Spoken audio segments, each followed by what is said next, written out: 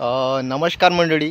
आज आपण मालेगाव ते मेडशी रस्त्यावर आहोत आणि मेडशी रस्त्याची ही दुर्दशा बघा किती भयानक झालेली आहे. जागोजागी कसे मोठमोठाले खड्डे पडलेले आहे बघा. आज आपल्याला इथं खड्डे दिसत आहे. राष्ट्रीय महामार्ग NH161 जेव्हापासून विकास काम झालेला आहे, म्हणजे अकोला नांदेड जे बायपास म्हटला जातो, तो बायपास गेल्यापासून सरासरी या रस्त्यावर दुर्लक्षच आहे प्रशासनाचे. आणि हे बघा किती मोठमोठाले या रोडवर असे भयानक खड्डे झालेले आहे.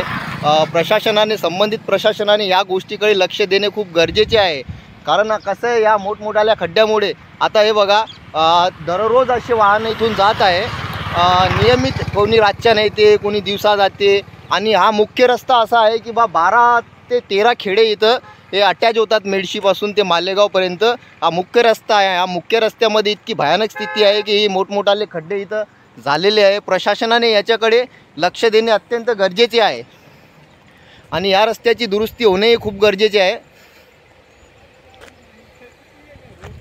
तर कसं आहे माहिती आहे का, आता हा जागोजागी खड्डे, जर एखाद्याचा जर ॲक्सिडेंट झाला, हा खड्डा बघा याची 6 इंच खोल असेल, 6 ते 7.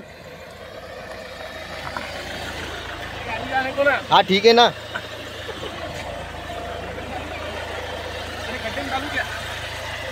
हे बघा फॅमिली घेऊन पण लोक इथून जातात आणि या मोठमोठाल्या खड्ड्यामध्ये जर वाहन इथं समजा आदळला किंवा ॲक्सिडेंट झाला तर हा नुकसान जनतेचा होणार आहे, शासनाचा होणार नाही. आणि मोठमोठाले खड्डे आहे बघा इथे. हे बघा 6 ते 7 इंचाचा खड्डा आहे. हे बघा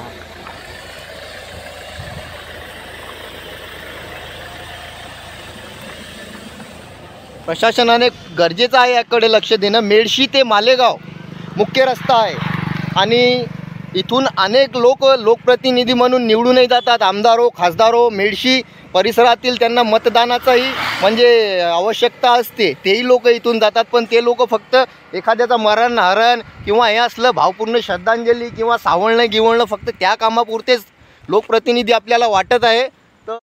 तर मुसळधार पावसामुळे पण या रोडवर भरपूर मोठ्या प्रमाणात खड्डे झालेले आहे. आणि भविष्यात आता शेतकऱ्यांना काही जे उरलेलं पीक आहे ते आता जिल्हा लेवलला ते शेतकरी पिकं काढून, उरलेला पिकं काढून, तसं हातात येणार का नाही काय माहीत, पण उरलेला पिकं काढून ते वाहतुकीसाठी पण हा मार्ग शेतकऱ्यांसाठी गरजेचा आहे. त्यामुळे प्रशासनाने अशा अनेक गोष्टीकडे, शेतकऱ्यांच्या, नागरिकांच्या समस्येकडे लक्ष देऊन या रस्त्याची तातडीने दुरुस्ती करावी आणि ते खूप गरजेचंही आहे.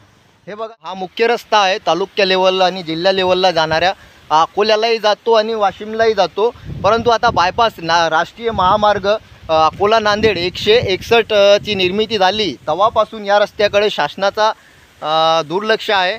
आणि इथून हजारो वाहनं रोजच्या रोज जात आहे. 2 व्हीलर, 4 व्हीलर, शेतकऱ्याची वाहने जातात वाहतुकीसाठी समजा, आणि इतरही वाहने इथून जात असतात. आणि 12 ते 13 खेडे अटॅच आहे या एरियाला.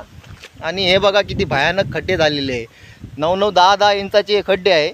याच्यामध्ये जर एखाद्याचा वाहन पडून जर अपघात झाला, एखादा गंभीर अपघात होण्याची दाट शक्यता आहे. आणि रातच्यानंही लोक इथून जातात येतात आणि प्रशासनाचा, लोकप्रतिनिधीचा इकडं भरपूर प्रमाणात दुर्लक्ष आहे. आणि लोकप्रतिनिधी तर फक्त मतापुरते आहे. आता जिल्हा परिषद येणार आहे, स्थानिक स्वराज्य संस्था दुय्यमच्या इलेक्शना येणार आहे, त्याच्यानंतरच ते लोक आता इकडं मतं मागायसाठी येणार आहे. तरीही त्यांना काही घेणं देणं नाही. आपलं काम सरो आणि वैद मरो अशी गोष्ट या.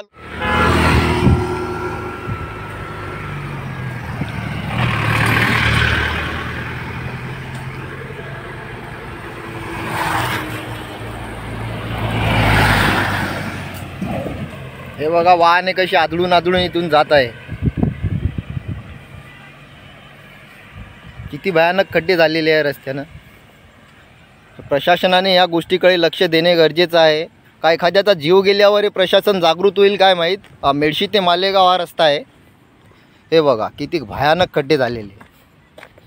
फक्त शासन विकासाच्या नावानं बोंबलत आहे का आम्ही हे करत आहोत, आम्ही ते करत आहोत, पण असे हे कोणता विकास आहे. हे बघा इथून आता वाहनं जातील, किती भयानक परिस्थिती आहे बघा.